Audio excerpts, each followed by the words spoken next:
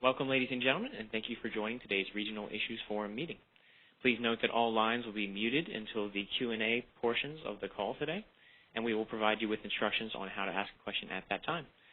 With that, it is my pleasure to turn it over to Pam Sporsberg, Chair of the Regional Issues Forum.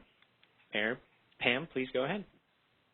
Thank you, and welcome everyone to this afternoon's Regional Issues Forum. I hope everyone, especially our colleagues in the Northwest, are staying cool through this historic heat wave. I am Pam Sporsberg, the Chair of the Regional Issues Forum. Today we will hear from the EIM new entrants and a panel on resource adequacy from WEC. Can each liaison indicate through the chat feature that they are present so that we can account for quorum? While we are waiting for quorum, I would like to share some upcoming structural changes as part of the RIF business. Tomorrow, the EIM governing body will make a decision on the implementation of the EIM Governance Review Committee's Part 1 proposal. This proposal includes red lines to the charter for EIM governance that address changes to Section 6 regarding the Regional Issues Forum. Specifically, these changes remove the prohibitions on the RIF discussing and taking a position on issues in ongoing stakeholder processes, adjust the sectors that select the RIF liaisons, and make the RIF report a standing agenda item for the EIM governing body. These changes have received broad regional support from a wide variety of stakeholders. And once these changes to the charter for the EIM governance are adopted, the RIF liaisons will also propose corresponding changes to the RIF operating guidelines to provide consistency between the two governing documents. The RIF liaisons would also like to propose additional definition and clarification to the liaison selection process. These clarifications include documentation of the process for issuing a call for nominations, the sector selection process, and other process clarifications. These changes are meant to provide documentation and transparency to the process that is currently in place. These changes to the RIF operating guidelines will be posted on the RIF page on the Western EIM website in the next few weeks with a request for comments and feedback from all stakeholders. A notice will be sent via the ISO's market notice process as well. The RIF liaisons will seek comment from stakeholders on these changes. As these changes have received broad regional support from a wide variety of stakeholders, we tentatively plan to adopt these changes at the next RIF meeting currently scheduled for September. We also plan to make any adjustments to the liaison representation in accordance with these GRC adjustments at that time.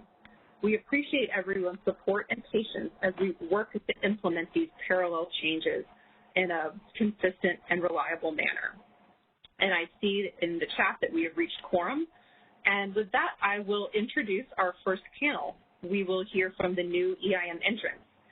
Today, we will hear from Turlock Irrigation District, Public Service of New Mexico, the Los Angeles Department of Water and Power, and BANC Phase 2. Our first speaker will be Andrew Crawford from the Turlock Irrigation District. Andrew, I'll turn it over to you.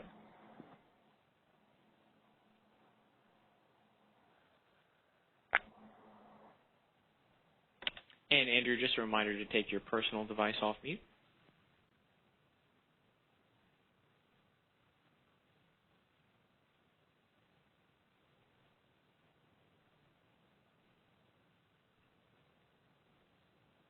All right, give me one moment. I think I'm unmuting him now. Okay, thank you. Can you guys hear me? Yes, we can. Great. Are you going to bring up that? There it is. Thank you. Yeah, so my name is Andrew Crawford. Thank you for the introduction. I am an analyst on the merchant side of Turlock Irrigation District, and I will be sharing our go-live experience. Next slide, please. So a little about us. We have a peak load of 700 megawatts. We have about 220 megawatts of hydro generation, about 500 megawatts of thermal generation, and we went live on March 25th, 2021.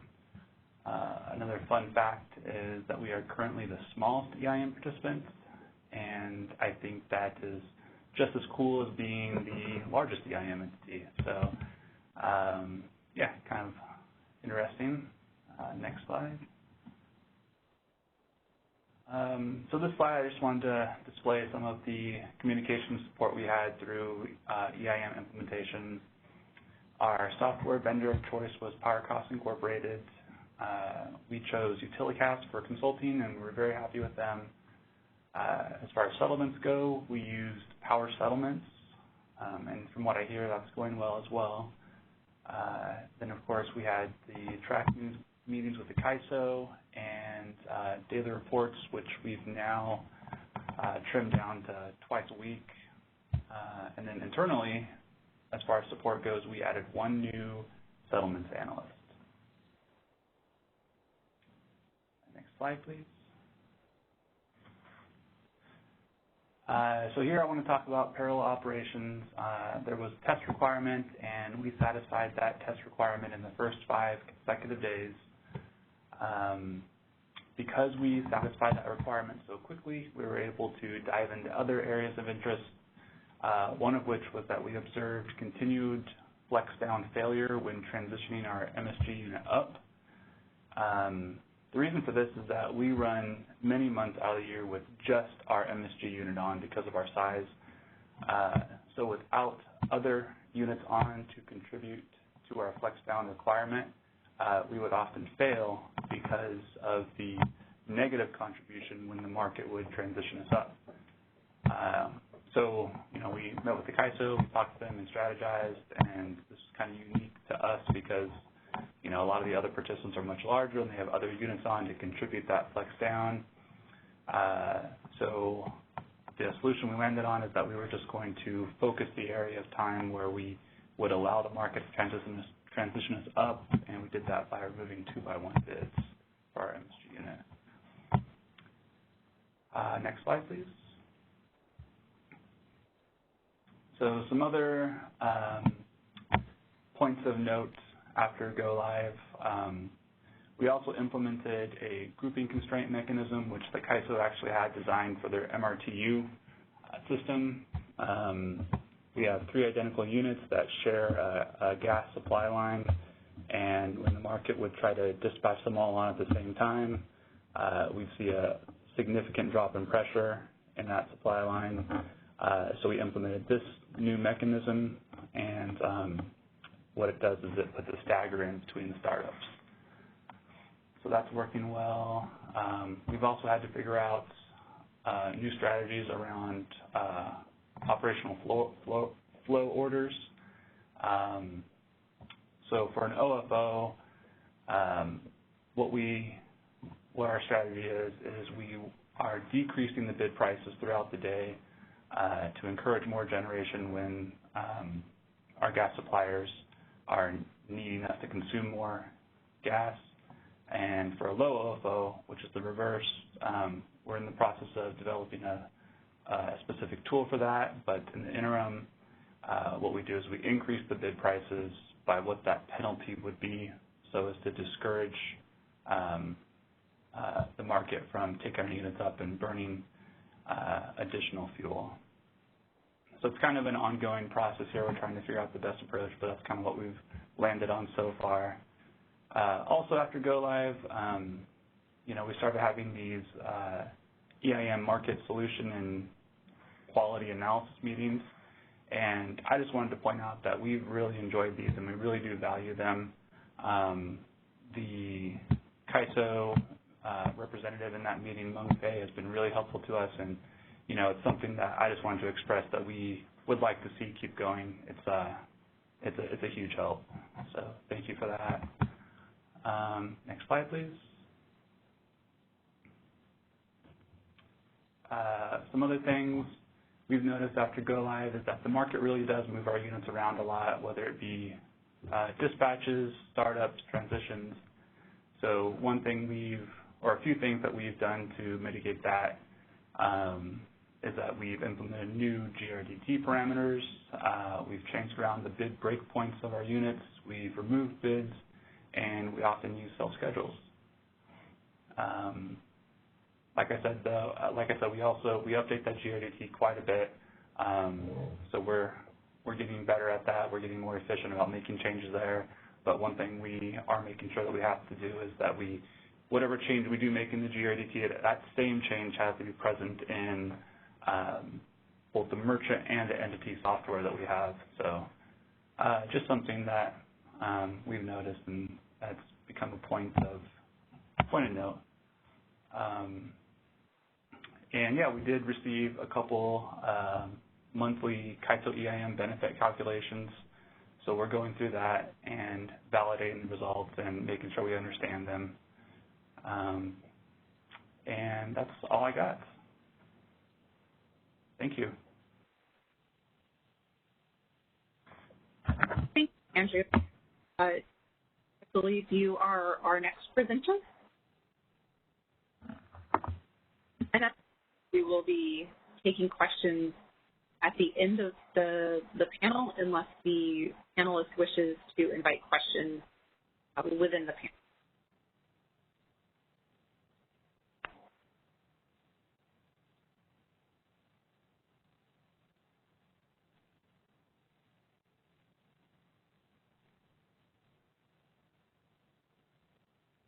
All right. Well, since there were no questions yet for Andrew, feel free again if you guys want to be able to have some questions, send it through chat or wait until the end of the panel. I'm Sheila Mendez, and I am actually the representative for PNM. Just to kind of give you a quick little background, I'm the person who led the program into success when we went live, but I am the IT person, and I do not come from the operations. So all the operation questions, we'll just go ahead and send them on over to someone else. Just kidding. All right, let's go ahead and move on. Let's talk a little bit about PNM. Next slide. All right, perfect. A little bit of footprint about us. So in terms of our service territory, we actually are pretty dispersed across New Mexico, and PNM only serves in New Mexico itself. Now, our peak load, about 2,600 megawatts. We're not too tiny and definitely not too large, but actually our third parties make up about 25 to 30% of our actual load itself. We have a wide variety of resources from, your PVs to your natural gas. You got some wind farms out there, of course, our coal units, which 2 of them we're exiting here in the next within the next couple of years, and then 1 geothermal. We also participate in, because we're the balance authority for our area, so Tri-State, we have some participating resources from them, who is, in fact, I believe, is entering into the market next year, right? And then we also have some other third party, which some more hydro, wind, coal plants, natural gas, et cetera. Talk about the team. Next slide. All right. So on the team, we had about a little over 100 team members. Of course, we had the full support of our executive steering committee, which our executive sponsor was our CRO. And we had the business unit vice presidents who were part of the committee. So very much strong advocates for EIM, and they were there to listen and to hear all the progress that we were making. We had a program management office, I was a program director, and I actually had another program director from the generation side of the house. Had our program managers, your project managers for all the different work streams, which I'm going to talk about here momentarily. And also very important that we had organizational change management embedded into our PMO, and of course our financial analysts.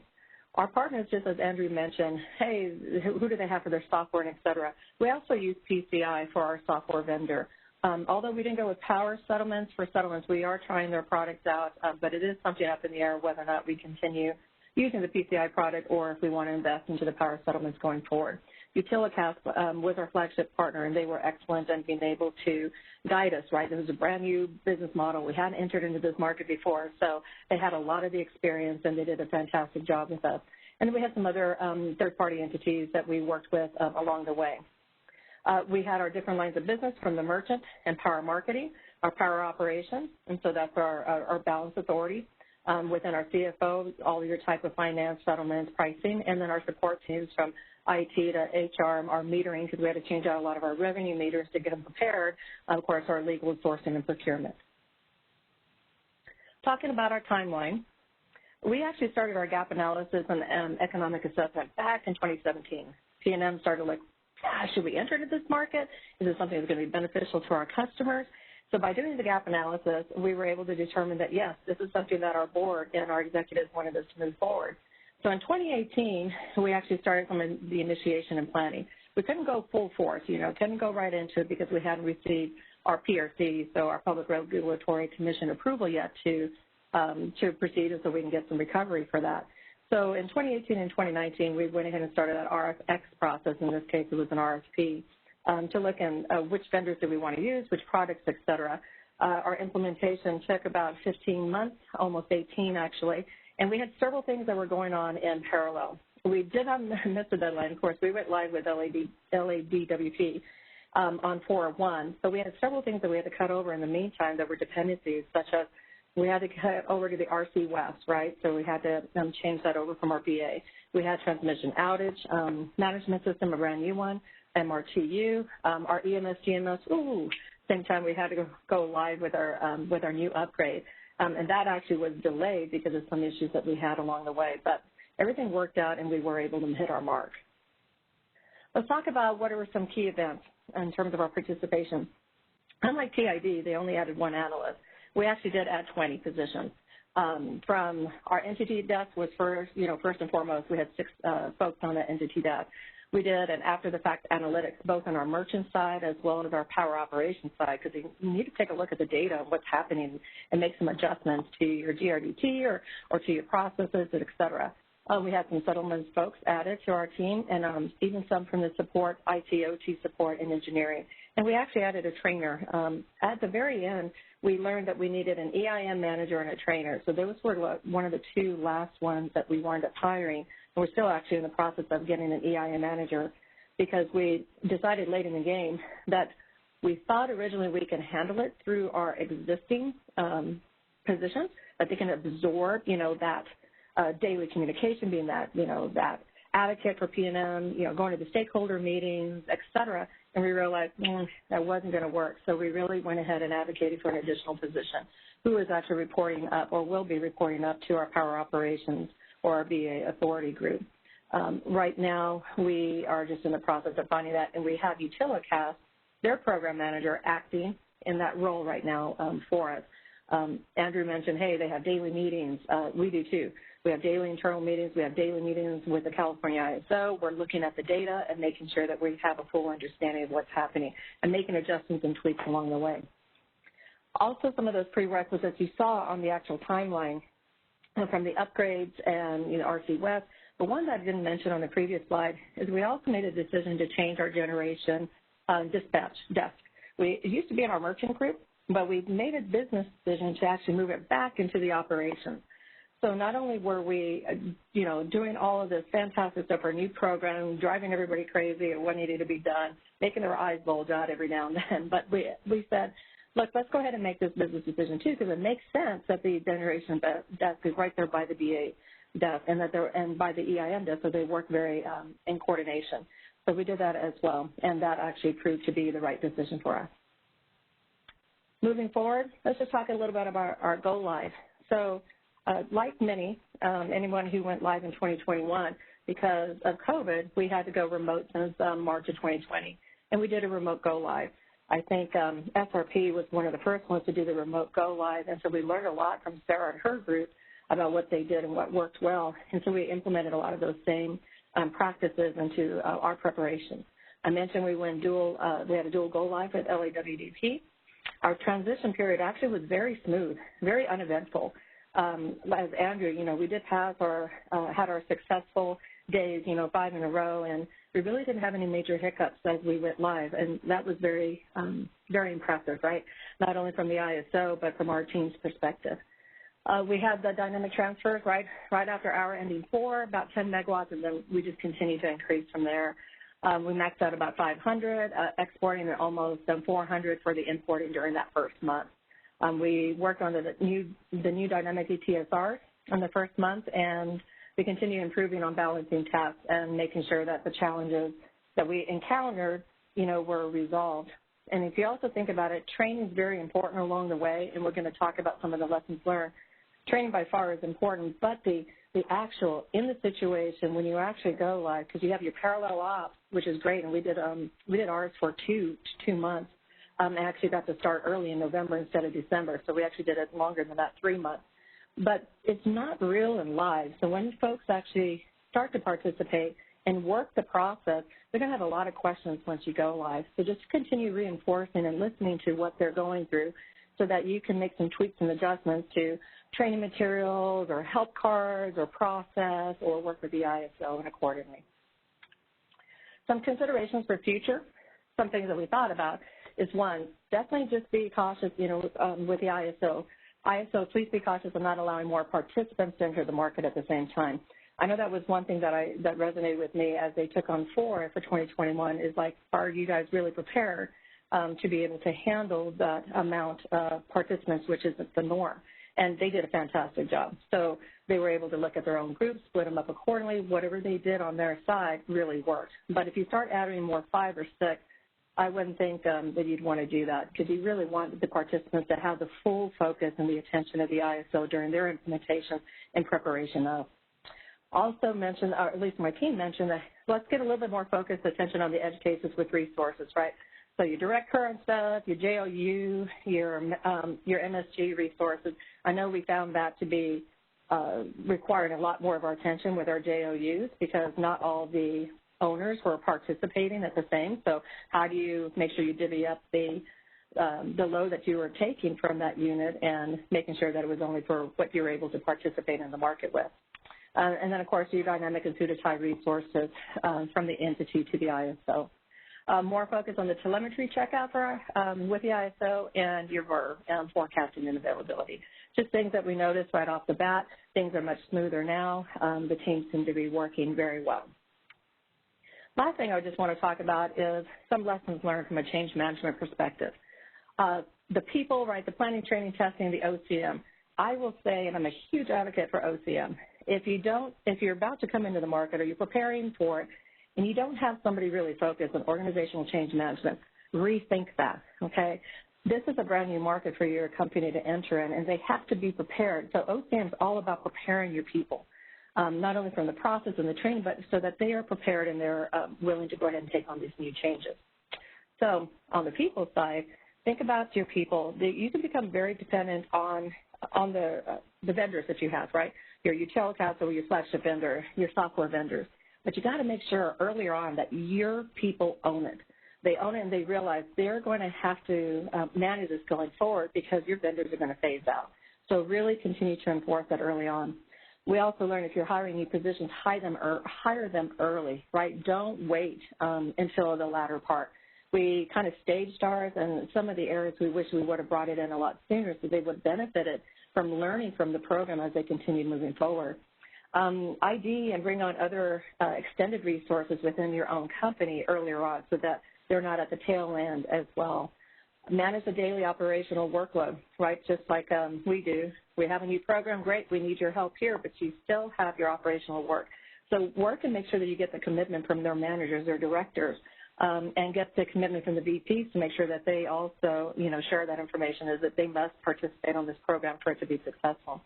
And we also noticed that we had some attrition during the program where the people decided to leave the company or they decided to go for one of the EIM positions we posted or they went to another department. So you got to have a mitigation plan on how you're going to be able to negotiate that with their new, if they're still within the company, with their new managers and so forth. So just have a work with your HR on a good mitigation plan and one that you can turn around quickly for attrition. On the project planning side, make sure you have good phase gates, that you can actually look at the criteria and whether or not you met all your objectives and deliverables.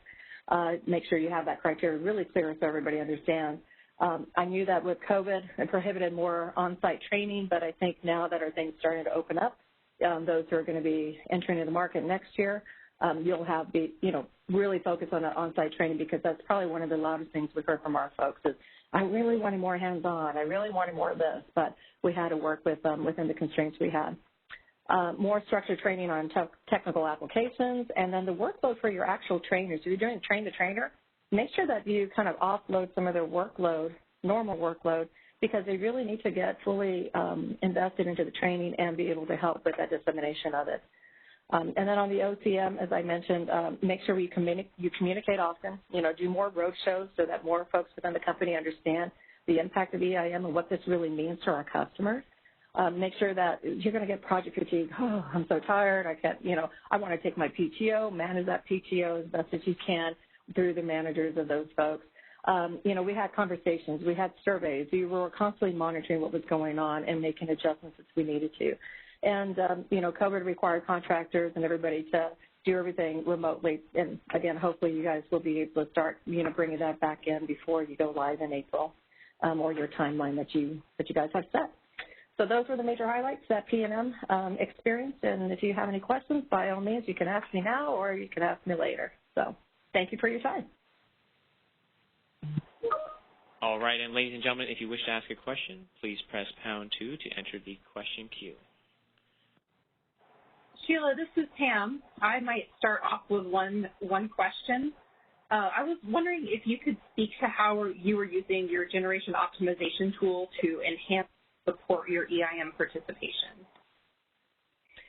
So our gen optimization, we actually implemented that a little bit later. We decided MRTU earlier on, and it was not for the EIM. We realized, we wanted to go ahead and have that as part of our merchant tool to be able to help them. And the gen optimization actually just happened, I want to say, towards the very latter end of 2020 and the first part of 2021. I'm not on the merchant side, so I don't really get to see how they're utilizing it, but I do understand from the folks who are doing the analytics that those tools really help highlight very quickly what tweaks or adjustments they need to make in order to better benefit, the price marks, and whether or not we should actually, put more into the market and cut back and so forth. So I think it was an easier analytical and visual tool that they were able to utilize and give them some quick response instead of for them to figure out on their own. Thank you. PGE also implemented a gen optimization as part of our EIM Go Live, although ours was implemented well ahead of our Go Live, and it sounds like we're using it for very similar purposes. Yes. Anything we can make it easier for, you're looking at data, right? You're looking at crazy graphs. You're looking at a bunch of information. It's the tools that we actually give to, whether it's in the market or the EIM side, and those analytics, that they can look at them and actually make a discernment very quickly. That's the whole idea behind a very successful tool. So why not let the tool do the crunching and give us an answer, and then we can make the discernment, take it or leave it, right, or make adjustments. Thank you. Do we have any other questions? We do have an additional question in the queue. All right, caller, your line is being unmuted. Please go ahead. Hi, Sheila. This is Erin Kester with Avangrid Renewables. Congratulations on your successful implementation. Just a question. I noticed that you said that you had about 100 people on your implementation team. Can you help me to understand what percentage of those people were just simply dedicated to this project, and which of those had other job responsibilities? And thank you for this presentation. Erin. It's been very great. Oh, thanks. Yes. Well, in fact, we're going to be part of the company soon, right? P&M and Avangrid, we're actually merging here, and so hopefully we'll close and can definitely give you some more insights. But let me just share with you, Erin, we're such a lean organization within P&M. We did not get to have any dedicated resources. We wore hats. We had to do our daily jobs, especially the folks who are in operations. They didn't get to get pulled. It's a strong matrix program is the way that we ran it, and we just really got the commitment from the executive committee all the way down to make sure that the managers of those folks were understanding the importance and that this was one of the top priorities for the company. So, unfortunately, in a lean organization, you just don't get to pull people and do a projectized approach to it.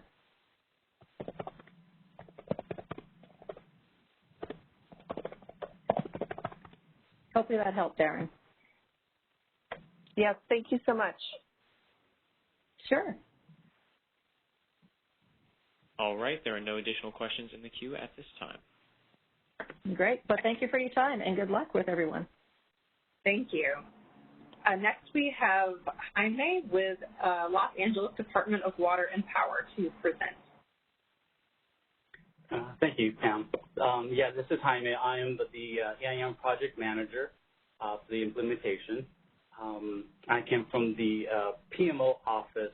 We kind of created a team to run the project. So we can go ahead and start. Next slide. Okay, a little bit about us. We are a balancing authority. We do have Glendale and Burbank within our BA. We're the largest public utility. We've got about 1.5 million customers from the electric side, 4.7 billion annual budget for our power system. Our peak demand was 6,502 megawatts back in 2017. Our transmission line consists of 3,507 miles of overhead transmission circuits, AC and DC, and 124 miles of underground circuits. So kind of one of our, I guess, highlights to us would be that we do have the Pacific DC intertie and the Southern Transmission System as a DC line, both 500 kV. We can go to the next slide. Okay. Our resource stack, as you can see here, we're very diverse. We're vertically integrated. You can see our renewables, wind, geothermal, solar. We've got some biomass. We've got some large hydro, and of course, you can see compare against our natural gas and our coal. We do have a 20 megawatt battery storage, and we'll be implementing, of course, more renewables, and we have plans to integrate more battery storage in the near future. Next slide. Okay, so as I mentioned, we manage this project from outside of our operations divisions, and so we created a PMO office team. We had 5 dedicated staff that were non-operation side. Therefore, the executive sponsorship was critical, and we had them at our kickoff meeting.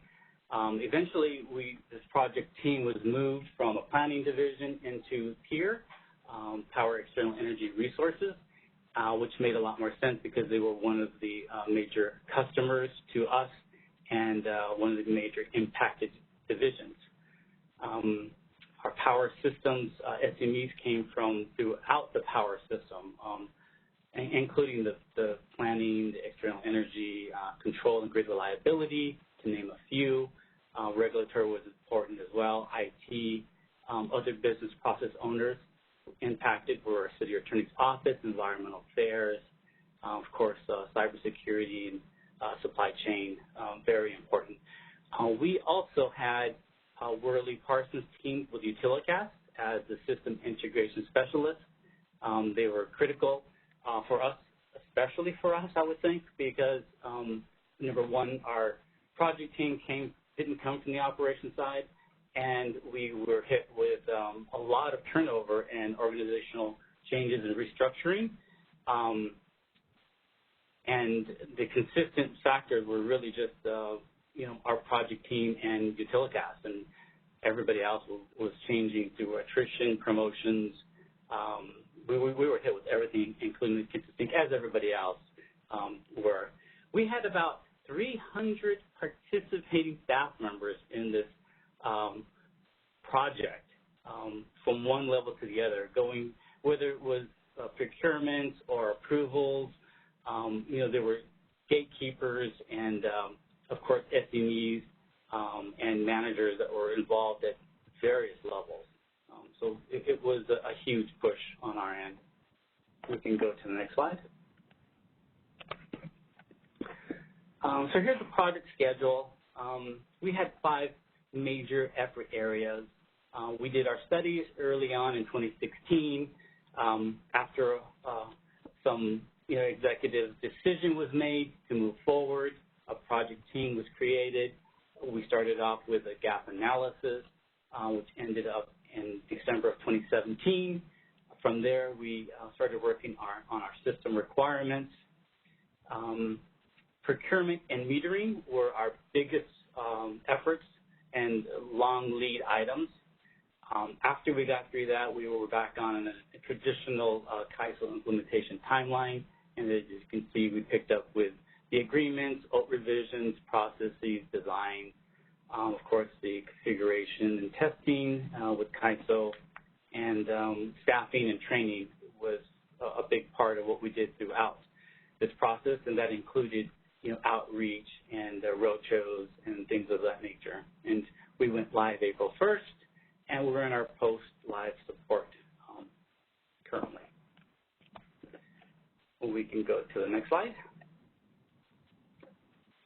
So some of the challenges, it was a very complex, and I think this was kind of agreed upon between DWP and CAISO. It was complex. We did have our sub-BA concept with Glendale and Burbank, where they were excluded, not unlike banks transitions. I mentioned the DC line, specific DC intertie, and the Southern Transmission System. There was some generation lack of flexibility, with units being as old as 100 years, and high levels of renewables. And as we continue to do so, and I think everyone is also targeting to do that. Staffing was a very big issue, and you've heard about preparing for that. We had 3 things that we had to go through for our staffing. Our load dispatcher training was a 18-month program with a 50% fail rate. So trying to pick up, we were already deficient with load dispatchers, and then trying to pick up for EIM was difficult. And so we had a planned deficiency around that to make them whole after go live, a few years after go live. We also had a testing technician program that was 36-month program, and that was feeding into our metering and testing and commissioning portion. And then we had a NEAT program, which was a new engineering program to bring on new engineers into DWP, and that's a 2-year program. So we were faced with these different programs to get people onboarded. So that was a very challenging thing for us. As I mentioned, metering, we did find 2 deficiencies. One was the load dispatchers. We were understaffed, and we had metering staffing for testing and test technicians and test engineers. There was a real deficiency there. We ended up hiring about 21 people, but part of that was to compensate for the deficiencies that we felt that we needed to bring these levels up just to maintain the workload that they were facing, plus the EIM. And then, of course, COVID-19, that changed everything for us. We actually created a training room and really didn't get to use it because everything was remote. We had our contractors outside. That produced challenges, and there was a lot of support, whether it was laptops and IT support, and everything just kind of came to us at the same time, and it put a hindrance on training and readiness. But we were able to get through it, and including our RC West implementation while we were doing this. Next slide. Okay, so the challenges, let's see, we talked about that already. I'm sorry, let's go down here. Okay, the positives. So there was excellent collaboration between CAISO and LADWP. We greatly appreciated the structure that they had and the team-based partnering that we experienced. Computer-based training, that was a great introduction, and we implemented that with all of the EIM stakeholders, and make sure that they were able to take not just what was required, but had availability to learn more about the EIM process, whether it was something that was feeding into them or something that they would feed after their tasks were completed. CAISO's ability to work through challenges. We had specific issues at Castaic. We had to talk about group constraints that was mentioned earlier. We had the same issues where the more units that came on, the decreased output that we would see, and we would have to figure out ways to handle that. And CAISO was very supportive and helpful with those issues. CAISO supporting and dealing with municipal utilities already in CAISO was extremely helpful. We did have a smooth transition on April 1st. It was very complex. We did take our ETSRs transfer slowly, but by June, they were fully opened, depending on what we're facing that day and, of course, the operators' experience levels. We are in our daily market performance meetings. We find those extremely helpful. Next slide. Okay, lessons learned. So the CAISO's environment stability materially impacted our readiness. There was issues where the data wasn't quite right, systems were down, it was really difficult to coordinate our efforts while we were faced with all of our challenges, and then we're training our trainers, and they're trying to get everything right, but we were experiencing environmental stability issues. Day ahead load forecast needs more focus. We did see that some of the CAISO's load forecasting wasn't quite matching up to what we thought it should be, and so there was definitely some room for more communication and improvement. Training, operator readiness is critical, absolutely. The CAISO's training 1 and 2, we think that if it's brought up a few months earlier, that would be helpful for the process. And then I think that really covers the trainers. The level 3 training, simulations need some improvement where we think new entrances will benefit from that as well. Testing, ETSR coordination were helpful, but additional documentation I think is needed. New entrants would definitely benefit from a testing framework. So we've had meetings and we were guided to go communicate with each other, but I think if the ISO had maybe a testing framework that would better facilitate the communication and that type of testing coordination, because we're feeding from a flood hose. We're getting so much information. I think more guidance is always appreciative. We can go on to the next slide. Additional lessons learned. Balancing authority areas for BAOP manual should be made available to onboarding entities. I think that would be very helpful to all oncoming entities. Master file documentation exists, but we do think that it would be better if there was more descriptions, such as the DRDC descriptions and the BPMs. That would be very helpful.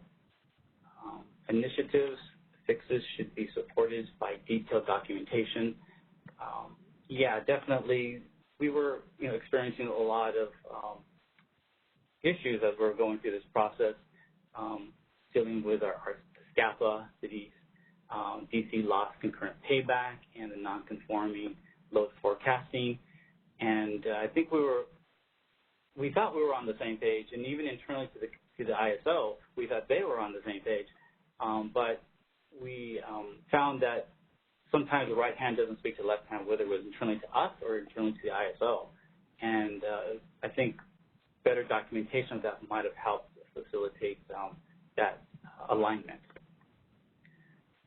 Department market monitoring process, I think additional training and better documentation would be beneficial. For us, it's felt like a trial and error process to us. Of course, being outsiders and first time experiencing it, that was kind of the impression that we took away from that. User access administration process, once again, earlier availability would be best. One big takeaway is CAISO's readiness criteria is not a true measure of the entity's overall readiness. So we had our CAISO project plan, but we also had the DWP project plan. And then we had the CAISO readiness criteria, and that's not the end all. Obviously, we have our go, no-go, and our readiness criteria that we have to balance against the ISO's readiness criteria. And I think that's something that the onboarding entities should be aware of.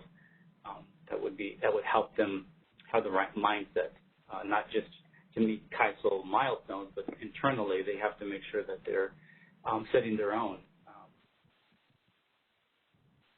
can go to the next page. Actually, that's concluding my portion of it. I am in agreement to what was being said earlier. I think they hit a lot of the similar topics that we did. I didn't mention our software procurement, but for settlements, we are going with power settlements. For merchant bidding, scheduling, and meter data management, we have PCI. We did pick up a new vendor for our forecast, which is UL. And we had existing vendors for EMS, which is OSI, Web EIM, which was OD, and outage management, which was MCG. Any questions? I think we're close to our agenda time, and in the interest of ensuring that BANC has sufficient time to present, I think we move to Bill's presentation and then take a couple of questions at the very end. Sorry, I didn't hear quite all that, but as you know, it sounds like we're up against a time constraint. So, yeah, if you have any additional questions, you can always just forward it to you, and you can funnel it to us.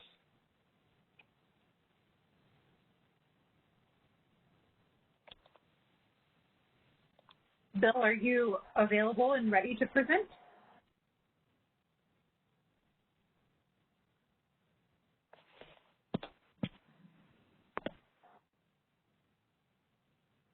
Can you hear me? Yes. Yes, we can hear you. I'm on two different lines. Well, however you're doing it right now, Bill, it is perfectly fine. I'm holding a telephone. All right. So thank you for the opportunity to present to the CAISO Regional Issue Forum. So I'm going to be presenting on BANC EIM Phase 2. So my name is Bill Forsyth. I'm the Power Supply Manager at Roseville Electric, one of the members of BANC, and I was responsible for leading the Roseville EIM implementation effort. So today I'm going to talk a little bit about BANC's Phase 2 EIM implementation, and I'll try to add a little perspective from the Roseville side. Next slide, please. So just to give you a little bit of background about BANC. So BANC is the Balancing Authority of Northern California. It's a joint powers authority that was formed in 2011. The members of BANC are the Modesto Irrigation District, City of Redding, City of Roseville, Sacramento Municipal Utility District, City of Shasta Lake, and Trinity PUD. BANC has some contract relationships with WAPA. So WAPA has its 230 kV transmission system as part of BANC, as well as the Central Valley Project generators and large pump loads that are operated jointly with WAPA and the U.S. Bureau of Reclamation. We also have a relationship with TANK and the 500 kV COTP. As far as BANC and how big we are, collectively BANC is about 5,200 megawatts of generation. We have roughly a 5,000 megawatt peak load, and we have an import capability of about 5,000 megawatts. Next slide. So just to give you an overview of how we got here into EIM. So BANC made a decision with SMUD a few years ago, and so BANC registered as an EIM entity, and in the process, BANC built all the infrastructure to enable EIM participation. They installed a new energy management system, they built an EIM desk, they got all the settlements infrastructure, and in parallel, SMUD became BANC's first participant, registered as a participating resource scheduling coordinator. And the big benefit here is SMUD developed a lot of expertise. And in the 6 months after SMUD went live, which was on April 1st, 2019, SMUD gained a lot of experience. The rest of the BANC members, we performed a gap assessment and really came to the conclusion that this would be a viable project for everybody in BANC. So as far as the Phase 2 effort, MID, Redding, Roseville, and WAPA decided to join as part of Phase 2. So we leveraged the infrastructure that was built We came up with a model for how this would work with a number of PRSCs, built some business requirements and some business rules and settlement practices, and one of the real challenges we had was developing a method for the 5 PRSCs to be able to meet the entity-level hourly resource sufficiency tests. But ultimately, if it wasn't for the expertise that BANC and SMUD had, that really is what enabled us to proceed with Phase 2. And we hit go live on March 25th, 2021 with TID. Next slide, please. So to go in a little more detail about the kind of the BANC EIM model. So at the entity level, we have BANC. So BANC built tools so that they could monitor all the PRSCs, see the real-time contributions, both from to meet the balance tests and to see what flex was being contributed. And they developed procedures and timelines for how, as we get into those deadlines to meet the hourly RS tests, came up with procedures for how we can resolve any issues that arise. So the PRSCs, MID, Reading, Roseville, SMUD, and WAPA, so for the balance capacity, we had tools so that we could trade or exchange with each other to be able to meet those next hour tests. On the FlexRamp side, we have an ongoing effort to monitor the contributions of each participant. And we're also tracking some parallel price indices. If we do get to the point where that becomes a product, we can ensure that everybody is being compensated appropriately for what they provide. But ultimately, we came up with these subscription products to meet the RS obligations. But kind of the overriding principle that we all have in BANC is a commitment that everything we have economic, we're going to put into the market. I'd say overall, we're very pleased and proud of the outcomes. On the balance test, we're passing it more than 99% of the time. On the flex test, we've met that 100% of the time. A little asterisk there. There was a CAISO market disruption, so didn't have much visibility. So I think we technically failed for an hour, but from our perspective, we've passed it every hour. But ultimately, the key to success for us is just the leadership at BANC and just the leadership at each of the utilities that's really committed to collaborating so that we all can achieve benefits in EIM. Next slide, please. So just to give you a little perspective from Roseville. So in the BANC context, we're a smaller LSE. Our peak is about 355 megawatts, and we serve annually about 1,200 gigawatt hours per year. Going into EIM, we registered 3 different resources, a 160 megawatt combined cycle and 2 24 megawatt peakers. And that's important in that there's a number of months of the year where our resources are not economic. So some of the barriers for a small entity like Roseville, we don't have the scale to be an EIM entity such as TID or LADWP. Our portfolio is not diverse enough to meet every hour the resource sufficiency tests. And being a smaller utility, I heard one of the project teams had 100 people. Our whole utility has 150 people, and that's linemen, power plant people, it's customer service, the works. So, we just don't have the depth and the numbers to be able to be deep into the CAISO rules and the requirements. So without BANC, we just don't have the scale to be an EIM.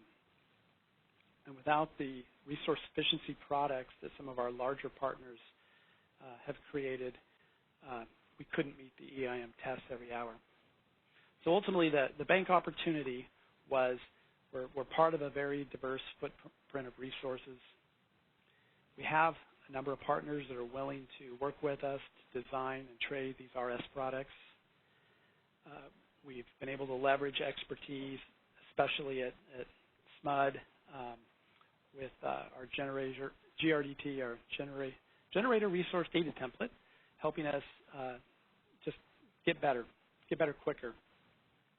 And just excellent team members, the consultants we've had, and the contractors for the implementation. It's been a very collaborative project. Next slide, please.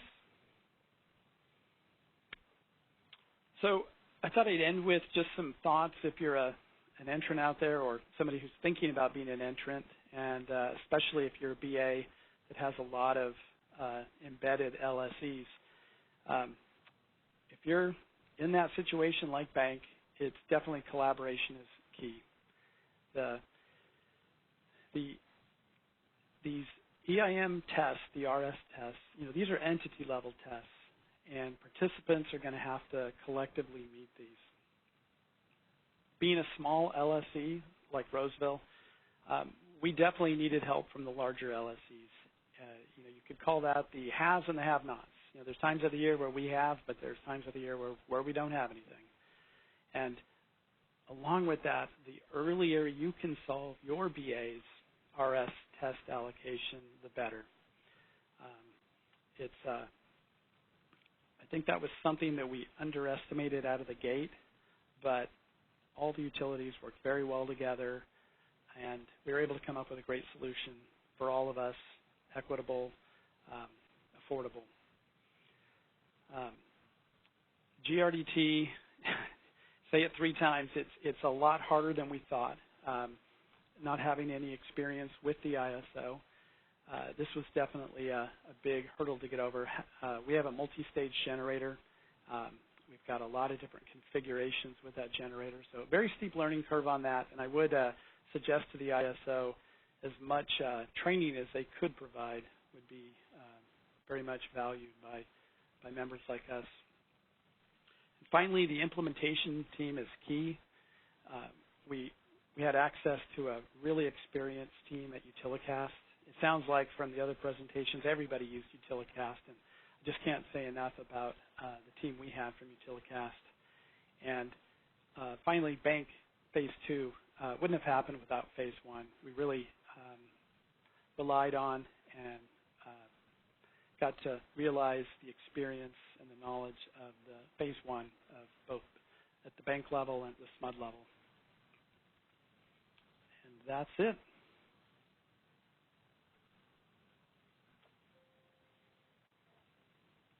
Any questions? Thank you so much for that presentation. I think we can maybe take just a few minutes to answer any questions before we move to our next panel. All right, and just a reminder, ladies and gentlemen, if you wish to ask a question over the phone, please press #2 on your telephone keypad to enter the queue.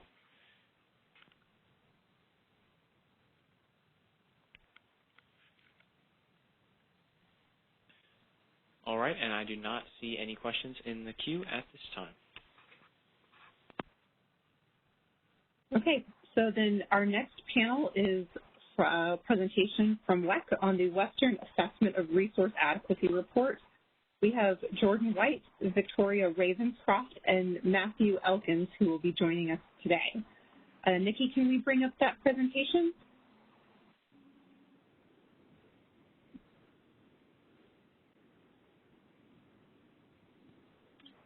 Well, thanks, Pam. While she's bringing that up, I'll just go ahead and start the intros if that's okay. Good afternoon, everyone. Yeah, no, it's great. Happy to be here. As Pam mentioned, I'm Jordan White. I'm the Vice President of Strategic Engagement and Deputy General Counsel at the Western Electricity Coordinating Council, or WEC as we're known. And of course, we have Victoria Ravenscroft. She's a Senior Policy and External Affairs Manager, and also Matthew Elkins. He's the Manager of Performance Analysis and Resource Adequacy.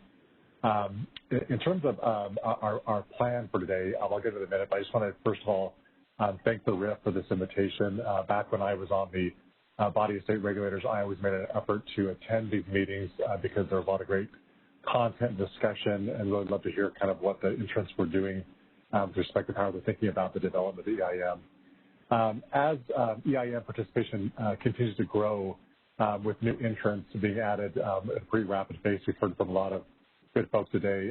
WEC recognizes the reliability implications of expanding markets. We recognize that those intersect with both challenges and certainly some potential benefits. And so we're really happy to be part of this discussion. In terms of our plan for today, I'm first going to take a couple of minutes and to discuss who WEC is and why we exist. And then Victoria and I will provide an overview of our Western assessment of resource adequacy that WEC recently completed, including our key findings and takeaways and recommendations. And then after that, we're happy to answer any questions you have. And we have Matthew Elkins here, who is really the subject matter expert on modeling and kind of development of that tool and assessment. And so he'll be available for any kind of deep dive modeling questions, et cetera. Let's see here. Maybe just wait for a second more. I can go without the slides, but maybe we'll just wait for a second to see if they come up. If not, I don't know if we can share our slides too. I don't know if Victoria, if you have the availability, if they have them handy to share it. Yeah. If we can't get them up here. Jordan, it sounds like we didn't receive the slides. I think if we maybe give presentation capabilities to you or Victoria, that might be an interim solution. Okay, yeah. Sorry about that. I thought we sent them a couple times, but let me see here. Do you have them handy, Victoria? Yes, I do. Okay. Yeah, if you just want to give her control, then we'll. All right, Victoria, you should have the ability to upload slides now. Okay. Let me just switch it over to.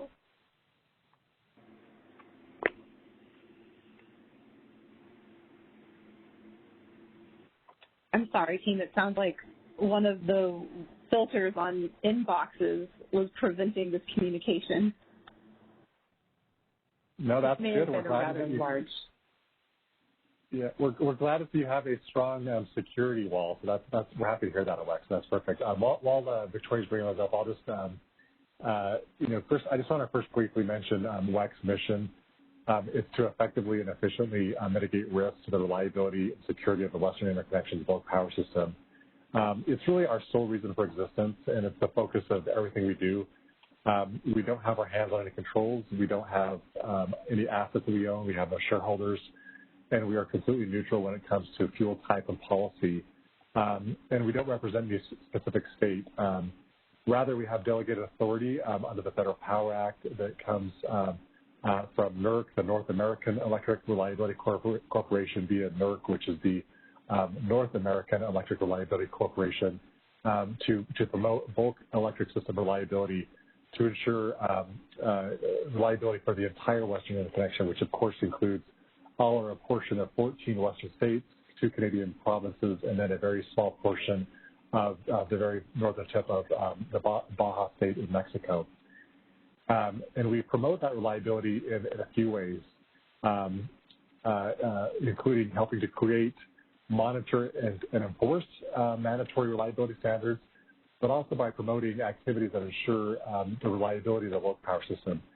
This includes performing analysis of past reliability events, like the heat wave event from last summer, but also by identifying and analyzing emerging risks, like resource adequacy. And then we take those assessments and share it with our regulatory and policy decision maker stakeholders and also other decision makers to hopefully inform sound reliability decisions. And so it's that ability to look at the entire Western interconnection and how the system works together through an independent lens that really puts us in a unique role in the Western energy space. Next, I just want to briefly mention our long-term strategy you see up there in Burgundy that was approved by our board last fall. It serves as really an important roadmap for how we plan to deliver on our mission over the next 5 to 7 years. And the core of that long-term strategy is our 5 strategic focus areas you see there in the middle. I won't go into each of these in detail, but I just want to highlight that focus area number 2 because it's really pertinent to our discussion today. It's to assess and initiate action to mitigate known and emerging risks to reliability and security. And the heart of that focus area is our reliability risk priority process that we go through every couple of years where we gather stakeholders from around the interconnection and really have an intentional discussion to help focus our work over the next couple of years what are really the major issues that we should be looking at and doing our assessments and work on. You can see there on the right that resource adequacy is really at the top of that list of risk priorities right now for good reason. Let's go ahead and go to the next slide. So I'll just briefly mention WEC's work in the resource adequacy space. We've done work in this area for some time, but that work was largely to support NERC's long-term reliability assessment, or the LTRA, which looks at resource adequacy of the bulk power system over the next 10 years. But it really takes more of a higher-level 30,000-foot look at adequacy across the entire continent. It includes a brief breakdown of each of the 6 regions across North America, including the WEC region. Last year, WEC developed a new West-focused resource adequacy assessment we call the Western Assessment of Resource Adequacy, or the WERA, that we'll spend the rest of our time talking about today. And the WERA really complements NERC's LTRA, but again, it looks at RA in the context of the Western interconnections, unique challenges and conditions. Let's go to the next slide. So the WERA was really developed in response to stakeholder feedback we received. They were really looking to see more of a focus on the West with some different resource assumptions, some different generation addition and retirement assumptions, and also some more constrained import scenarios that were included in the LTRA. And so it's more of a nuanced look, and I think it's really been successful in kind of driving the discussion forward on resource adequacy in the West. Go ahead and go to the next slide. So we issued the WERA in December of last year, and then issued a series of sub-regional reports with accompanying webinars for our stakeholders. And we then started having conversations and sharing our results with utilities, commissioners, and policymakers, which was really helpful in hearing feedback and getting questions from those folks. And I'll talk a little bit more later about how this is helping us going forward and improving our assessments. I do want to pause for a moment and just to talk about the WERA a bit in its current form and what it is and isn't and what it does and does not do. In terms of what it does, it looks at existing approved IRP information on loads and resources aggregated to the balancing authority level. It also looks at imports based on forecasted data that are supplied by the balancing authorities. It also provides a check on variability in and across subregions. It provides a snapshot of a subregion's reliance on imports, and it provides useful information more in the operational planning horizon. So in other words, that kind of 6-month planning horizon. So in other words, if a balancing authority, if we see variability or potential hours at risk, it's helpful for them to know that, and Matt will talk about this a little bit more probably in terms of communicating, when it might be helpful not to take an outage or other kind of operational constraints that might be helpful during those hours at risk. What it does not do is it doesn't look at pending IRP information. It does not look at contract data for import and transmission assumptions. Rather, it uses kind of a higher level pipe and bubble model using kind of transmission path constraints. It also does not provide information for an apples-to-apples review of utility integrated resource plans. All that being said, and we'll talk more about this a little bit later, but the current form of the WERA is not set in stone. It's been, again, a great, kind of advancement of what was included in the LTRA, but we're learning as we're going forward and improving on that, because what we've learned more is, and we'll talk about this again a little bit later, is that there was more of a focus on that kind of 1 to 4 year planning horizon or operational time horizon. And really what we heard from a lot of utility commissioners was the kind of more questions about the long-term 5 to 10 year horizon, which, again, the WERA wasn't necessarily designed to focus on. So we'll talk about, again, more later about how we're communicating with stakeholders and how we may be improving and changing the Western assessment to kind of move the needle further in terms of resource adequacy. So with that, I'm going to go ahead and turn the time over to Victoria, who can walk us through some more of the details and findings of the analysis. Victoria? Great. Thank you, Jordan. So one of the things that stakeholders asked of us was to take a more granular look at the West when we developed the Western assessment. And so we did. And we take a look at the entire Western interconnection. And then we also looked down at the sub-regional level And then we look down, and the analysis is really conducted at the BA level. And so we've got that additional granularity. But the level at which we talk about the West is really mostly the sub-regional level. And that's because of the focus that we have on imports in what we're talking about. Another request from stakeholders was to look at some different scenarios with regard to available resources, as well as available imports. So what we've done is the analysis is conducted across 6 scenarios, really 2 scenarios plus some variations. The first scenario is a standalone, and this is a scenario in which there are no imports into the region that we're working with, or the sub-region that we're working with. And then the second scenario is one that allows imports. In terms of the variations for each of these scenarios, the first variation that we have only allows for existing resources to be modeled. And so anything that's in the ground today is modeled in the run. The second variation then adds Tier 1 resources. And Tier 1 resources are those resources that are under construction now, so they're pretty safe bet they're going to be in the ground during the year that they're expected to come online. And that's the second variation. And then the third variation adds a second tier of resources called Tier 2. And those are not conceptual, but they're not under construction yet. So they're in an advanced siting, they're licensing stage. And so this third variation adds those in. And so what you have here is sort of some bookends. The worst case scenario, which is where subregions have to stand all alone, they do not have imports, and they only have their existing capability in terms of resources, all the way up to what we would expect to have, which is those Tier 1 and Tier 2, as well as existing resources, and the ability to export and import between the subregions. Now, we understand that looking at a scenario that has no import capability and only existing generation is extreme, but in terms of sort of the analytical exercise, it really helped us develop sort of that bookend analysis. We understand that the strength of the Western interconnection is in its ability to import and export energy around the interconnection. So just as an analytical exercise, we do have that bookend in there.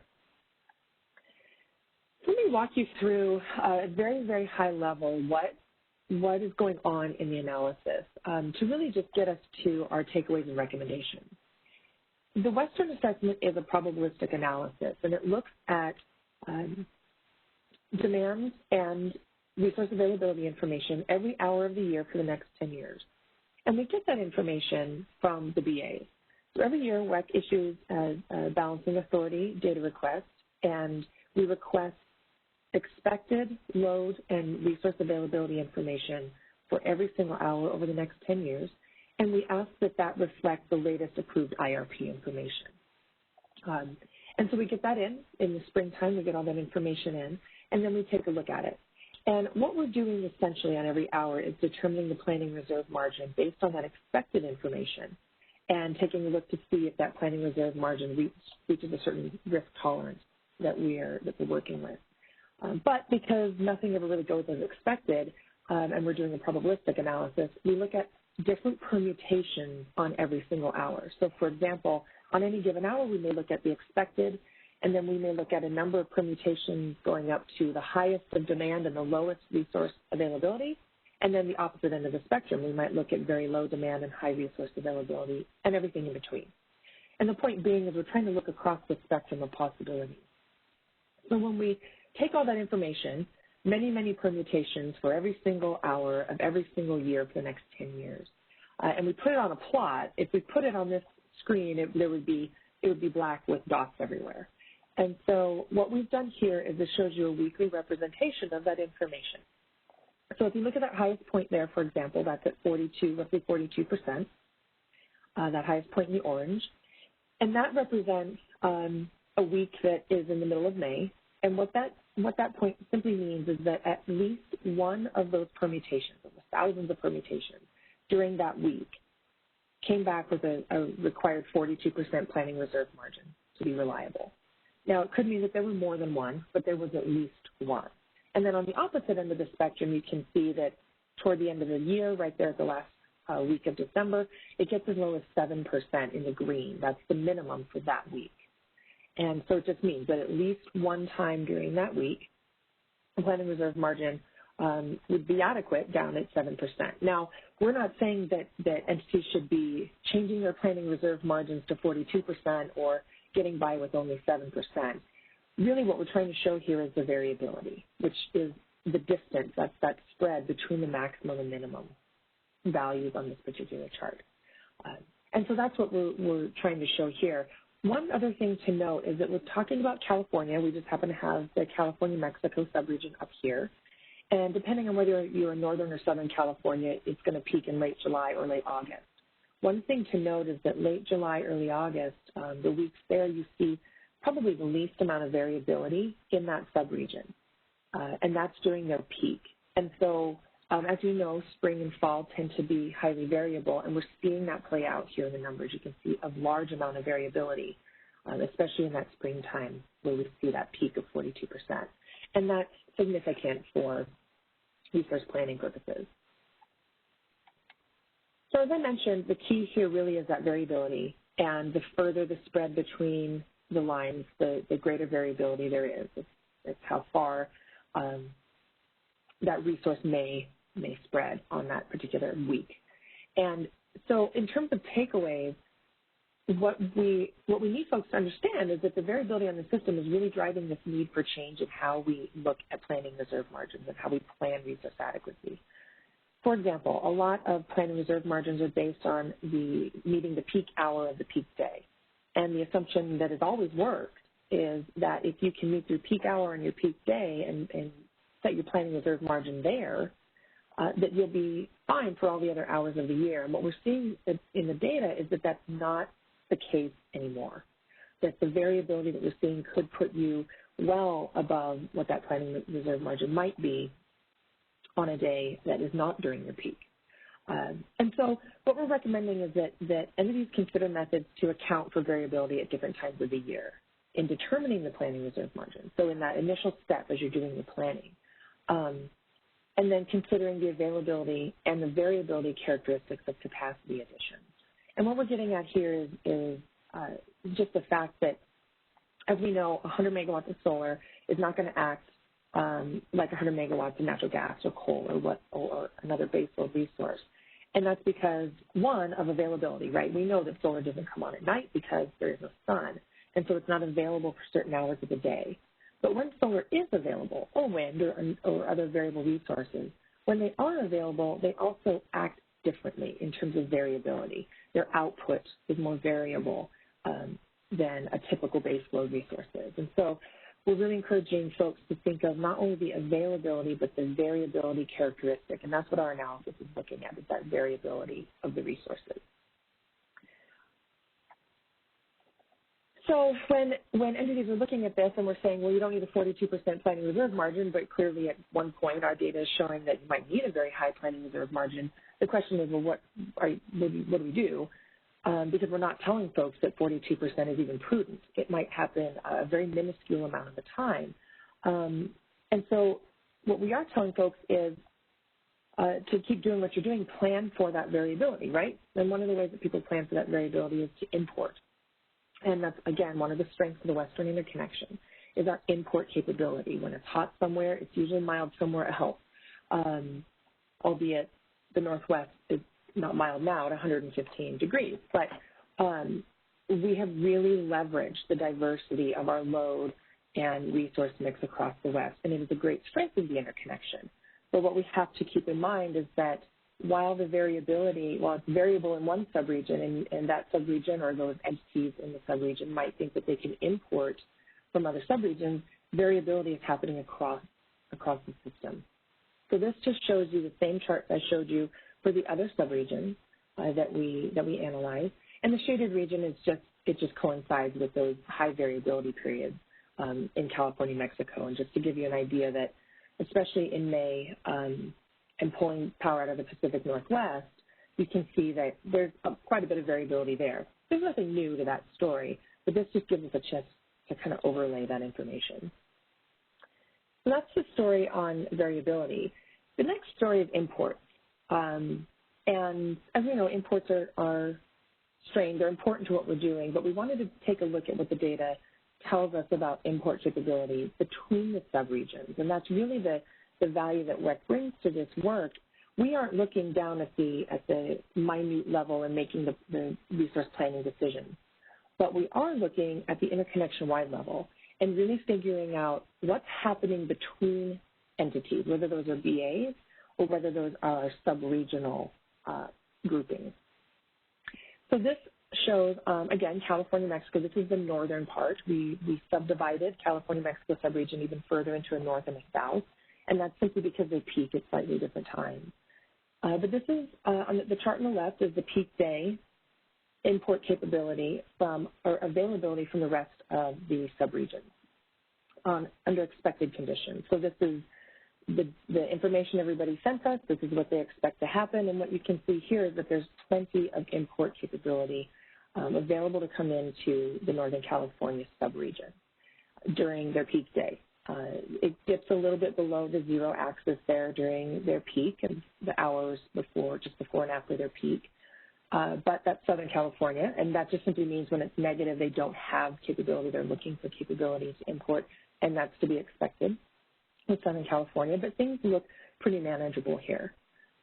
The chart on the right shows low import availability, and basically this is a bad day everywhere in interconnection. This is high demand, low availability across the interconnection, and it happens to be the peak day here in Northern California, and what you can see are a couple of things. One is just the sheer magnitude of the imports that are available is much smaller. So the other subregions that have imports available to import into Northern California, the amount that they have is smaller, the capacity they have is smaller. In addition to that, for a much wider time around the peak, you can see that we're getting into the negative areas where some of these other subregions are not going to be able to supply. They don't have any available capacity for Northern California. And so this just compares, this is the same couple charts overlaid on one another for each of the other subregions, just to give you an idea of really the change and how drastic that change is from the expected, which is in the gray for each of these subregions, to the bad day scenario, which is in the bars, and just kind of seeing the magnitude of the change when a day goes wrong across the interconnection.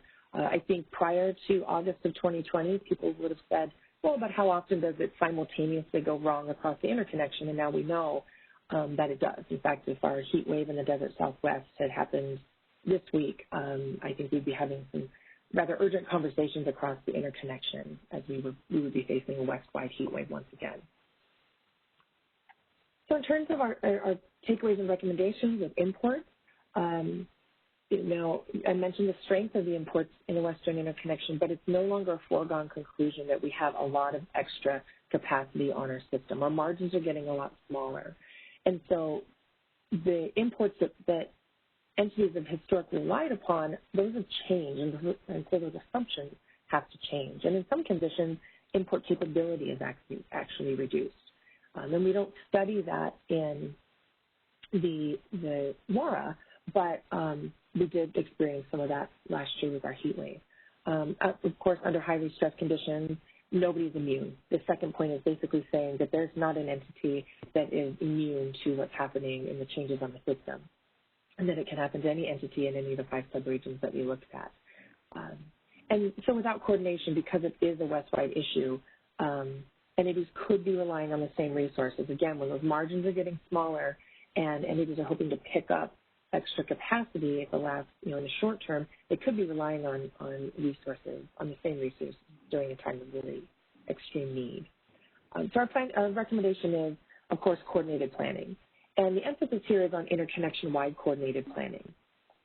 There are a lot of efforts, Northwest Power Pool being one, a lot of conversations going on around coordinating resource adequacy planning. But I think the key here is the interconnection-wide nature of what we are recommending. Those efforts are great as with the individual entity planning efforts, but we have to look at it from that interconnection-wide perspective to be able to see what's the interplay between whatever silos we have, whether those are the big silos of the Northwest Power Pool and everybody else, or it's the little silos of each individual entity. We have to be looking between those entities to figure out how do we function now in this new reality as an interconnection in terms of resource adequacy and resource planning. So that's a really fast, high-level overview of what we did in the assessment. I'm going to turn it back over to Jordan now to talk a little bit about where the assessment is going this year and give you kind of an idea of WEC's role in resource adequacy going forward. So with that, Jordan, I'll turn it back over to you.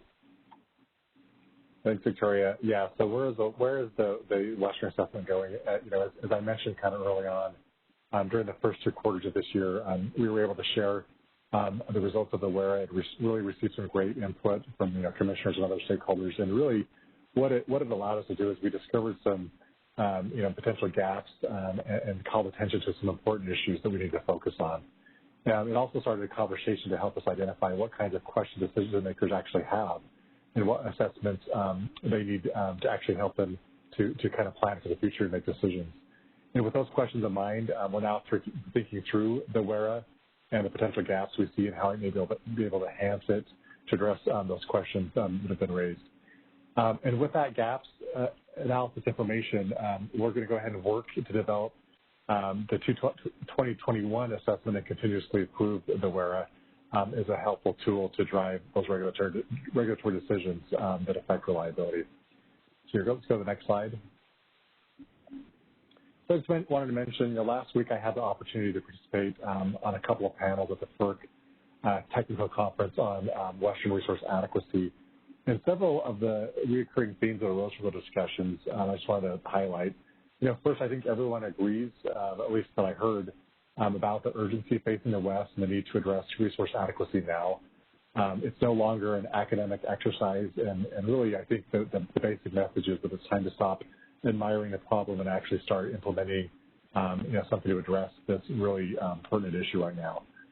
I think although FERC and some of the others were strongly suggesting the need for full RTO expansion, it seemed like most of the folks on the panel seem to acknowledge or suggest that perhaps maybe a more incremental approach with potentially multiple RA constructs was probably the more likely path forward due to some of the prickly governance issues that I know that many of you know very well. Putting aside, whether or not you're an incremental versus a full-bore RTO, proponent, I think most folks agree that resource adequacy and reliability, the solution is going to take a coordinated and a collaborative effort. We do have multiple RA frameworks around the West with varying dispersed sets of data, time frames, et cetera. I know that CAISO has a very mature program that they do with the CEC, CPC in a coordinated effort. I know the Northwest Power Pool is working on a voluntary program for their members. There's discussions going on, in the Desert Southwest about a potential sub-regional program. And I know that, of course, utilities, whether you're public or an IOU, you do integrated resource planning and address resource adequacy in concert with whoever your governing authority is, a PSC or a city or municipal council, et cetera. There's certainly nothing wrong with any of these efforts. It's just that without everyone singing from the same page, I think it's pretty well understood that we're not able to fully maximize the diversity of the West. And as Victoria mentioned, this is especially true with the increasingly thin capacity margins coupled with that very, very high degree of variability that we discussed today. In a nutshell, balancing authorities really need to know how and when they can count on their neighbors. Because there's really not much more slack in the system anymore, and we all need to be pulling in that same direction. So where does WEC fit into that solution path going forward? We do have some ideas about where that sweet spot may or may not be. It probably is not going to be in the operational space or anything that would look like a registered entity function. But really, at the end of the day, our real value proposition is our independence. As I mentioned earlier, we really have no loyalty to any state or entity or any fuel policy, and it's also the fact that we have a complete west-wide view of the interconnection. So how we utilize that independence and perspective could take a lot of forms with varying partners, whether it's acting as just a convener or perhaps the evolution of the WERA to be something more with increased data, inclusion of more transmission modeling, et cetera. It could go in a lot of directions. I mean, we discussed earlier about how much of the focus on the WERA is really on that 1 to 4 year time horizon, but it could look like something more and potentially looking more at that longer 5 to 10-year planning horizon to potentially inform long-term planning decisions, kind of at the commission level. Ultimately, we are, again, focused on reliability. We do not want to duplicate any efforts. We don't want to be erosive of any efforts. We want to be here to be helpful. But what we're really going to need from the interconnection, our stakeholders, is really to help them kind of take a look at what we're doing and figure out whether there may be potential opportunities or gaps, and really have a collaborative effort going forward, because, again, this is the time to act, and we feel really strongly about this. There's a lot of great discussions going forward, but we recognize at the end of the day we're going to have some type of centralizing conductor to kind of bring all these pieces together and basically knit together all these assessments in a uniform way to make it powerful. So with that, again, I talked fast too, but hopefully we have time for some questions, and I know there's probably other good ones here, so I'll go ahead and turn the time over to you, Madam Chair, or the facilitator to facilitate the questions. Thanks. All right, and just a reminder, ladies and gentlemen, if you wish to ask a question over the phone, please press #2 on your telephone keypad to enter the question queue. Thank you very much, Jordan and Victoria. It was a very educational presentation, and maybe I can kick off with the first question. Jordan, I appreciated your comments that when you were a state regulator, you would routinely call into these meetings to keep up to speed with EIM happenings and other topics around the West.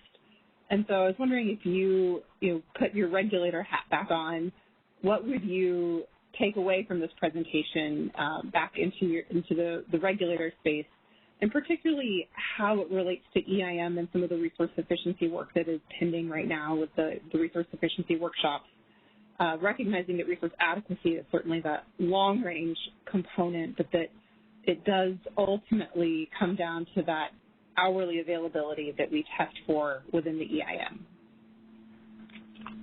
Yeah, no, happy to do that. Let me see if I can remember what it's like as a commissioner. No, I think what I would take away from this, honestly, is that, of course, at WEC, we're focused on reliability, but I think that what I would take away from this is a couple of things.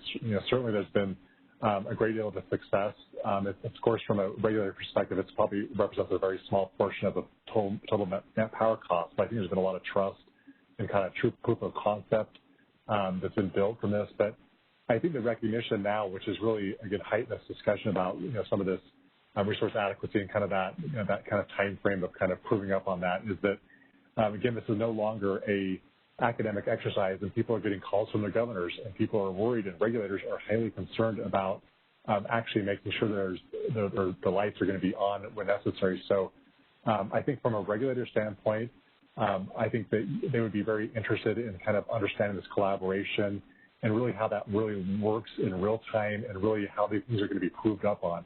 I think in looking at our presentation, I think this is the biggest concern that we heard from most regulators, is that recognition of that slice of the portfolio, which was dependent upon market transactions, and really who's counting on what megawatts when. In other words, who's got the rock on that? Because, again, this is, for most state regulators, they're smart folks, but this is the world of markets is not necessarily their world, and so understanding what that really looks like and how that really comes into play, and having confidence in that from EIM participants, and really recognizing that it's transparent, that there's not any potential market monitor issues. In other words, that their ratepayers are being protected, and again, that some of there's a focus on reliability. And I think that's from what I, again, harkening back to when I was a regulator, I think that EIM participants have done a very excellent job in doing that. But again, we're heading into some rough waters, and certainly as you kind of start talking about the day-ahead construct and some of these other issues that go beyond just that kind of small slice of real time, I think that'll become more and more of an issue. But I think it's kind of like it's a critical time right now for market development to make sure that trust is maintained. So I don't know if I answered your question or not, Pam, but that's kind of my quick and dirty on kind of how I would be thinking about it if I was a regulator right now. Thank you, Jordan. Do we have any other questions in the queue? We do not currently have any questions in the queue at this time.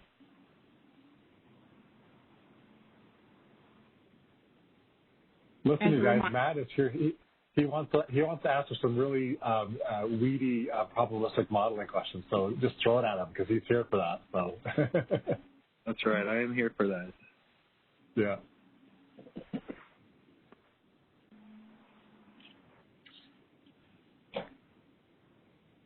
And once again, ladies and gentlemen, the prompt is #2 to enter the question queue, and I do see we have a caller in the queue.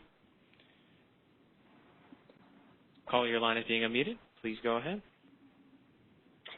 Hi, Jordan and Victoria. This is Therese Hampton from Public Generating Pool. Appreciate the presentation, really interesting, and an issue that is very important to all of us. I'm curious if you kind of have started to have a vision about what it looks like to do something that's interconnection-wide on the issue of imports. So I kind of noticed in the presentation variability is high and increasing, and the solution there is to, kind of look to the diversity. But as this variability becomes kind of less predictable, right, how do we manage this unpredictable variability and the confidence that the imports might be there to help us through that? And is that something you're thinking about when you're thinking about interconnection-wide coordination?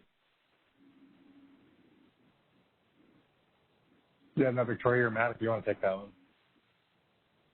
Yeah, I would start, and then Matt, if you have something to add. So the way that we look at the imports right now is not surgical. And we recognize that we need to be able to look a little bit more surgically at the impact that imports have and the impact to imports of different scenarios. So some of the work that we're talking about doing going forward would apply some additional modeling to the Western assessment to take a better look at how the system is and whether the system is capable of moving these imports under different scenarios. Matt, do you want to talk just a little bit about how we might take a closer look at imports? Sure, of course. So, this is Matt Okins. One of the things, Teresa, that we don't know what contracts are in place. We don't look at any of those kind of things. So really what we're using the model to do is to find where the risk might be if there's a lack of import capability. And then once we find that, really talk to the balancing authorities in that area and hope that, and ask them, have you entered into contracts to mitigate this? Have you already set up the imports and those kind of things? So kind of an after-the-fact check, but those are the kind of things, and it all comes down to just assumptions, right? We don't have the contract. So I think another thing is the coordination, getting everyone to the table and talking about, okay, here's what we're planning on doing, here's what we're relying on, and I think all of us just needing to say, okay, we're relying on this, you're relying on that, and we add it all up and say, is this system, can the system handle that? So hopefully that helps. Yeah, thank you. So I think what I heard is it's kind of ground truthing and testing these import assumptions to really make sure they're valid and they've got some credibility to them. Correct. I mean, that's what the model will tell us. I mean, the model will tell us if without contracts being in place, could we even transfer those things? And then we say, okay, yes, the system could transfer that. Now it's a matter of how much has already been firmed up, through firm transfers and those kind of things. So that's the coordination we need to really get together as an interconnection and say who's relying on what during times of high variability and those kind of things. So. Great. Yeah, I was just going to add, Therese, that, I mean, one theme that came up, time and time again during the technical conference, I don't know if anyone tuned to that, is just the recognition that it goes without saying that, really, doing, transmission planning and resource adequacy planning with, kind of as a disconnect is really not going to ultimately give you that kind of granularity and view into what needs to happen, because it doesn't matter how much, generation you have without knowing, if you can actually, get power to load. So I think, as we think through this, that might be part of the discussion of what the where it might look like in the future. And again, that's going to be part of the discussion that Matt's having with other, planners, modeling folks, whatever, is what that might look like to actually provide that more information. Because as I mentioned earlier on, and Matt can describe this better, but the current information we have is not complete. It provides a good check on reliability, but it's pipe and bubble, and we don't have all the pieces of the puzzle. So it basically allows us to ask questions to folks, but it probably is could be improved in different ways but that's a discussion that will need to happen as we go forward. Great, thanks. I appreciate it. All right, we do have an additional caller in the queue. Caller, your line is being unmuted. Please go ahead. Hello, this is Vijay, WRA. Can you guys hear me? Vijay. Yeah, hi, Vijay. Thank you, WEC, for coming on this. Thanks to PAN for supporting this idea, and I'm glad that WEC was able to be on this agenda and present. So I'm glad this could happen. Second, I would like to really touch upon something that Jordan, you raised, that everybody's eyes are on reliability, and 8760, we want power in the system to be available. At the same time, Jordan, you also raised a reality in your slide, which is very valuable. I think Victoria did. One of you presented what this assessment is about and what it is not. So as you work to improving this, either from a modeling or process side, Matt, you've already touched on the commercial aspect of contracts, but what I really would like to know is if you had to make one thing better that would provide a more consistent set of information on what is the degree of resource adequacy in the West, on the policy side or the process side, what would that be? Either multi-DA better coordination, or within DA better coordination, or a more regional appreciation of what the West resource assessment is versus not. I think we're reaching a point where everybody's looking to everything possible to interpret everything. That's my message from my takeaway from listening to the folks. Everybody wants to find a reference point that they can hold accountable or use. So in a rhetorical way, I'm posing the question, does WEC want to take on the amazing challenge to be a one-stop shop litmus test for resource adequacy?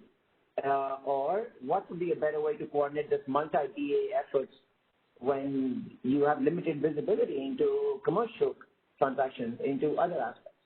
It's a very big picture question, but you can take it whichever way you want. Thank you.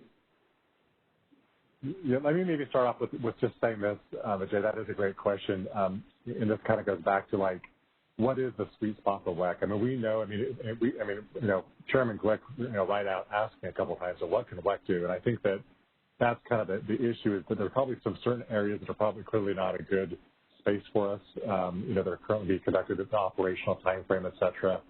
That it probably is not best. But I guess what I would caution is I think from FERC's perspective, I get the sense that they want one entity to do all things. And I don't know if that's going to be WEC or not. I think it might be better to take more of an a la carte approach about what might make sense and where we lend our expertise and assessment capability in the right spot. And part of that, frankly, Vijay, is that we've done this work for many years, and as Matt can attest, we've gotten to the point where we really need to have help from probably many of the folks on this call to understand where are the gaps of what we do versus what y'all do, and where might that be that good spot for us to have an assessment that would really move the needle going forward. So that's kind of my initial salvo into that. I don't know, Mac, if you had a magic wand, what would you need for your assessment to do that kind of work that would be really move us forward on this? Yeah, I will have mentioned, Vijay, I mean, at this point, a lot of the data that we collect has always just been in order to do our NERC assessments and those kind of things. And I think it's a lot of the after-the-fact reporting that we're doing. I think there's a lot more coordination we could do, getting together, discussing the assumptions that go into the data. Like load forecasting just comes to us from each of the BAs. We don't know how they do their load forecasting. And consistency, transparency. I know there's a lot of talk about that. Having a transparent common data set would be great that we could all do our reports on. And that way we're speaking apples to apples in the results. So that's a big picture that I see from more of the modeling world. But as for the big vision of WEC's role, I leave that to the Jordans and the Victorias. But definitely for my team with the modeling assumptions and stuff, just more of constant discussion on what it is we're doing, what everyone else is doing, and what's the best way to do things. Is ELCC, effective load carrying capability, the best way of doing, that kind of thing? And so And those are the kind of conversations we should be having as modelers, I should say. So, cool. Yeah, I would just add one emphasis here, and that is that this is a really segmented issue because the states have certain roles and the industry has certain roles, and this type of entity has a role and this type of entity has a role. And then we've got regionalization and we have some folks going it on their own, and we've got the interconnection. I mean, there's so many different parts and flavors and players, and I think that's why there's some reticence, especially in the West, because we are the West, to a one-stop shop, right, to an RTO type of structure, at least as far as resource adequacy is concerned. What I will say is WEC's focus has to remain interconnection-wide because we're uniquely situated at that level and because our purview is interconnection-wide reliability. And in this case, that is critical because we have to look between whatever those segments are. That's where things run off the track when we're assuming import capability that isn't there, or it's all happening at the seams. And so I think we're kind of going into an exciting time, but Jordan used the word conductor, and I think that's really what is needed at that interconnection-wide level, right? You don't need the person, WEC doesn't need to be in the pit showing the flautists and the celloists how to play their instruments, but somebody has to have sight over everything and be able to see that these pieces and parts are not meshing together the way that they need to, and then working with entities to help that happen. So that has to underscore everything that WEC does. That's who we are and that's what we do. Thank you. Thanks, all three of you. Thanks, Pam. Are there other questions in the queue? I do not believe we have any additional questions in the queue at this time. I think I might have just, it's #2. I got a text asking how we ask a question. #2. All right, I do see an additional caller in the queue. Caller, your line is being unmuted. Please go ahead. This is more of a comment. This is Tony Braun. Hey, Jordan, good job at the technical conference the other day, and thank you. This is really helpful and obviously extraordinarily timely. I actually think the question of where's the sweet spot is a really good one, but there's another sort of, I hope we can all agree there is a sweet spot. So that's one thing I'd like to encourage a discussion on, right? Because I can't see any other entity other than WEC that has the credibility, the footprint, the technical know-how, et cetera, to take a look at the view that you're talking about now. And it does seem to me that there is a way to meld the fact that states have their IRPs, that heck, I know balancing authorities very intimately, that the load serving entities within those balancing authorities have all different planning standards, right? So it's not just one BA to the next or one state to the next. It's even in the BA, you can have different planning approaches. And so, but those things are all just variables, right? And we can study them and have sensitivities and things like that. At the same time, it's just a takeaway, it seems to me, this isn't a question, obviously, there has to be a sweet spot for WEC, and if we could really focus a lot of attention on what that is, I think that would be really moving the ball forward for the interconnection.